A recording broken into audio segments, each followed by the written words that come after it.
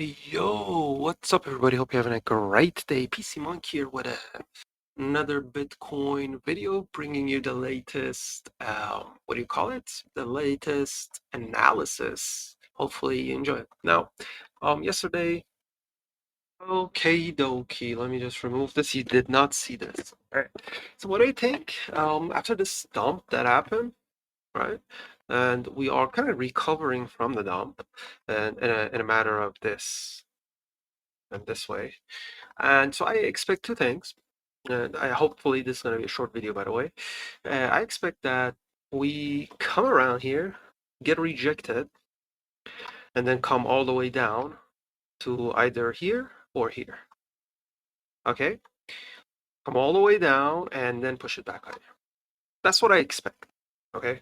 As you guys could see here, I mean, we could say that, you know, the chart or the candlestick, the price action, whatever you want to call it, it tends to repeat itself.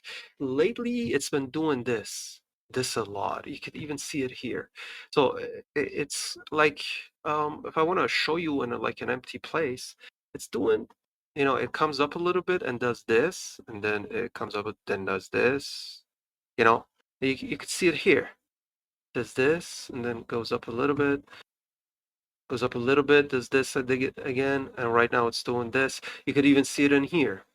This one is way clearer, right? And this is a 5 minute, by the way. Now you can see the same on probably in a 1 hour chart, right? Like I said, it's fractional, so it does the same. All right, so can we see it here? Can you guys spot it? I could just spot one with my bare naked eye. This one, and this is a 1 hour candle. All right. I mean, this when you see this is a sell pattern to me. All right, this is a sell pattern, but usually after the fifth pattern, so 1, 2, 3, 4, 5. This one, after this one, we either get a breakdown, which does not even test the high, or something like this happens, which this happens again. Anyway, so right in here, this is what I expect. This is actually a 1 hour time frame. So either this, or we just consolidate over here, and then pick it back higher. If I show you guys again, maybe 5 minutes. Yeah, there you go, in the 5 minutes. So we could see that we are doing this. I mean, you could call it a bull flag, you could call it any kind of pattern you want, but I just like to call it, we're doing we're inside this range right now. If you break this, then, any of these could happen. If you don't break this, then I would say we gotta come here. But before we come here, we have to essentially break this one, right? We have to break the previous high, which is this one, okay? And when we break this previous high, then we're going to make a new high. Will the new high be around here? It could be, like I said, we have to break this. We maybe consolidate here and then make a new high altogether, which is going to be here. It's going to be a higher high than this area. And with this high, if we then come back down around here, around this area, around the dotted blue line, then that's going to be a higher low, and then we could expect more to the upside. But if that doesn't happen right here and we lose this, then there's only the hope of this lower body of this momentum candle to hold. If this doesn't hold, then we're going to come down. Now, where we're going to go down, let me just put it in the 1 hour so we could see it in a perspective, in a bigger perspective here. Now, let me just remove all these unnecessary lines on the 1 hour. So the 1 hour, and let me actually remove all of these. Okay, so the 1 hour right now, as you guys could see, it's doing something like this. You could call this a descending broadening wedge. Okay, just like this. Let me just see. You could call this a descending broadening wedge, or you could call it, if you do it like this, then you could call it a bull flag. Whatever you like, okay, whatever fits you. But the pattern is what it is, and both of descending broadening wedges and bull flag is there, you tend to be bullish. But when it's bullish is when we do something like this, hit here and then spike it up. If let me just fix this again, sorry guys.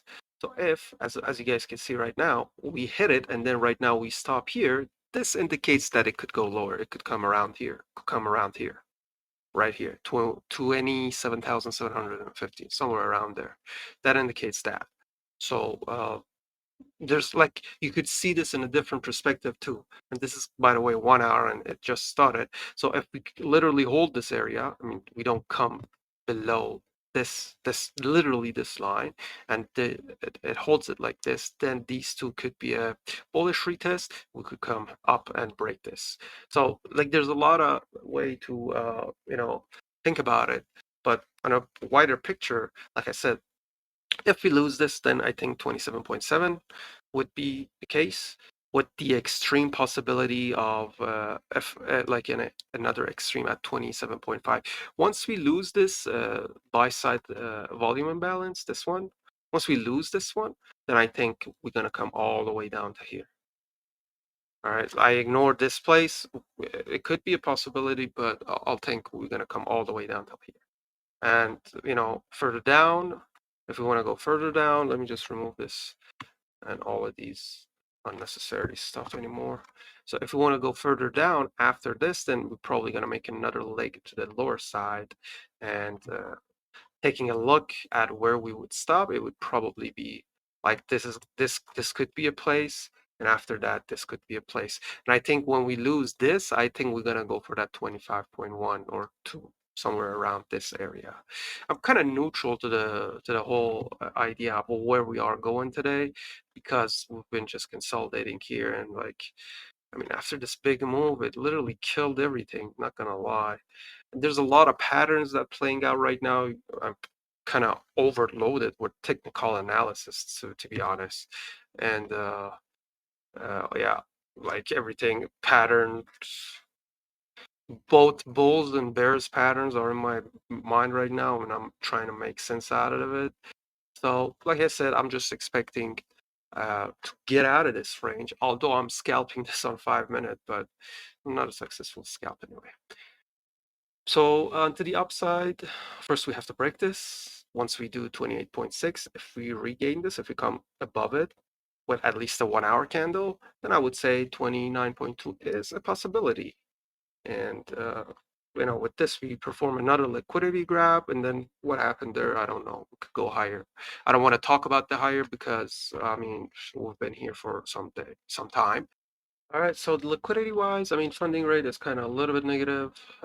We don't care about these orbs now going higher, I think, higher and higher, if I'm right. I really didn't check it, but usually when the funding rate's that negative, that means, all the shorts getting eaten out and they keep shorting it, and, until there's a big spike up and everybody stops shorting it. Anyway, so the 25 and 10 really doesn't matter. We could see, so the 15 are to 29.1 and to 27.5. Okay, now let's go down and let's take a look at 29 point, was I right? 29 point, it was 29.1, not 29.9. So around 29.9, which we could see there's a gap here too. We have 829 cumulative short liquidation leverage. And to 27.6, we have 730 million cumulative long liquidation leverage. So I think these two places are the places that we essentially could have a bounce from each of them. A bounce to the downside, or like a break to the downside, or a bounce to the upside from 27.6, 27.7, where I essentially think it could happen. And right now, let's come back. Oh, let's take a look at this liquidation, by the way. This is the 3 days, as you guys can see right here. We don't really have much to the upside. There's not much on the 3 days, and on the 24 hours. On the 24 hours, although we have some, spread out orders around here and some spread out orders around here, we'll have to see which one we want to take out first. And I think whichever we go, we could essentially go to the opposite side on New York Times, or New York market, or we could just continue like yesterday. Yesterday we dumped and we kept dumping when New York markets were open. And let's take a look at the Dixie at the end. Oh, Dixie's picking up. I mean, it's kind of, going into a range, and the range will be something like this. something like this. I call it the range. We'll see if it wants to keep ranging here. I mean, ranging here could give room for other, indices to pick it up. But we'll have to see. SPX literally just dumped yesterday, didn't do much, came around here. And well, this is kind of a good level to long, especially because it intersects with this resistance line of this bull flag. We'll have to see. Yeah, Swan's still going down. Um, that's not good. And NQ1's going down as well, hitting our trend line, which was around here. So we'll see if this trend line holds, and today we go higher, or this trend line doesn't hold, and then we come down all the way to around 40,000, 70 something, 14,100. I don't even know what I'm talking about. Really don't want to, do that NQ analysis. So that's it, guys. I've talked about the high, I talked about the low, and I'm kind of neutral. I try to keep scalping, and all my scalps are failing right now. I've been failing for a couple of days. I don't know what happened to me, and I don't like to take breaks. That's not me. So yeah, we'll see what happened, guys. Thank you guys for watching. Stay safe, stay green. Until next time, bye bye.